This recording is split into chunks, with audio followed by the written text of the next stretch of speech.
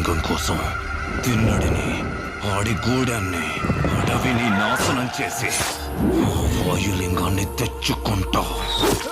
ఆ తిన్నడు సామాన్యుడు కాదు. అతన్ని దాటి వాయులింగాన్ని చేరడం అసాధ్యం. వాయులింగం మీద దుర్మార్గుల చూపు పడింది. ఈ వాయులింగ రహస్యం కాపాడడానికి నా ప్రాణాలు సైతం అర్పిస్తాను. ఈ గూడెంలో ఏ బిడ్డకి ఆపద రానివ్వను. ఇది నా ఆన, తిన్నడి ఆన.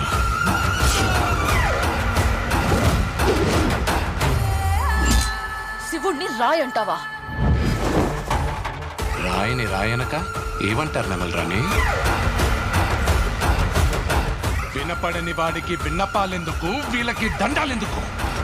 దేవతని ధిక్కరించేవాడికి, పెద్దల మాటకు విలువ ఇవ్వనోడికి ఈ కూడెంలో చోటు లేదు. ముందా రాయిని తీసుకెళ్లి అడవిలో పడేస్తే గానీ నీకు పిచ్చి తగ్గదు.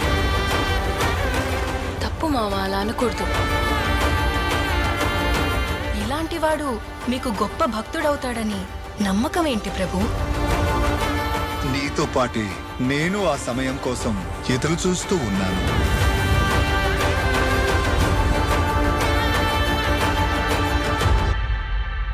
రుద్రా,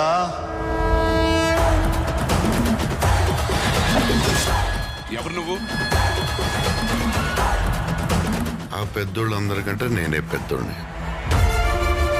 నన్ను మించిన శివభక్తుడా ఈ సృష్టిలో లేడు.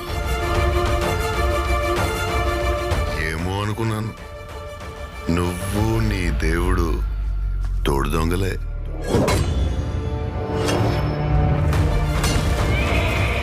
శివయ్య అని మనసారా పిలు. అది జన్మలో జరగదు.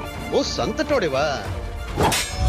విద్యలో నీకన్నా గొప్పవాడొకడు ఉన్నాడని తెలిసి అతని బొట్టని వెళ్ళి తెప్పొట్టించింది నువ్వే కదా. వెళ్ళబోయా, వెళ్ళిక నుంచే. నేనింక నిన్ను వదలను. ఇది నా అన్న, తిన్నడి ఆన.